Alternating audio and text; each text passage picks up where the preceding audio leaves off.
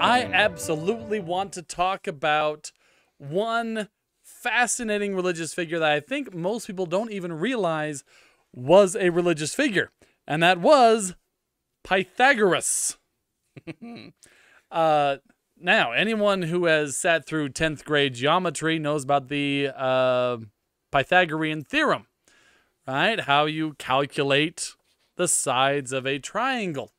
And he did, in fact, have something to do with that. It had actually been around for about 1,000 years. It's claimed by some he was the one who proved it, but there's some wiggle room in, as far as Pythagoras actually coming up with the Pythagorean theorem. His proof is fantastic, by the way. Have you seen it? The geometric one? Yeah. Oh yeah, that's lots of fun. Just pebbles and sand. Yep. Great stuff. And so he is obsessed with math and gets this idea that all the world is based on numbers, and that numbers hold the truth behind the very nature of the universe. And he starts gathering followers, right? And he has the numbers.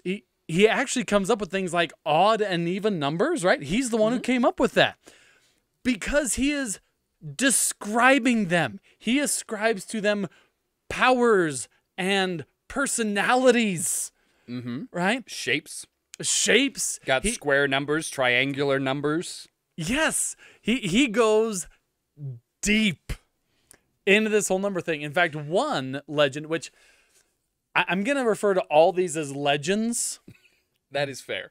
Because it's amazing how much we don't actually know about Pythagoras. And part of that was his own fault. Because he starts this math cult.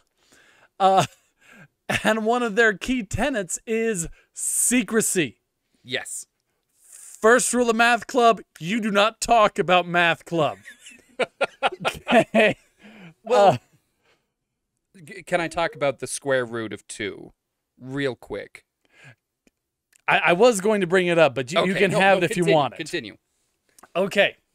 To the point. Now, once again, all this is legend. We don't know because he himself was so incredibly secretive. But there is one legend that one of his students figures out that a triangle with equal sides, that its hypotenuse, right, the line connecting them, will not be a whole number. In fact, cannot be a whole number. This student, whose name is lost to antiquity and legend, might have been the one to discover irrational numbers and brings this to his teacher Pythagoras, who again, numbers have become a religious, mystical thing, and proves this idea of irrational numbers, right? The square root of 2, which is what you get if you have a triangle of equal sides. And according to legend, Pythagoras kills him, murders him to cover up this dangerous blasphemy of irrational numbers. Anything you wanted to add to that one? Because I still want to get to Pythagoras and the beans. Yeah, well, Pythagoras' whole shtick, his whole theory, was that everything in the world could be described as a whole number or as a fraction, right?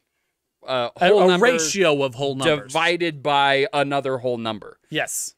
But he works with triangles all the time. So all the time he's running across these numbers that can't be described as fractions, that never repeat and never end. And by some accounts, he knows about this, but has kept it to his most loyal followers.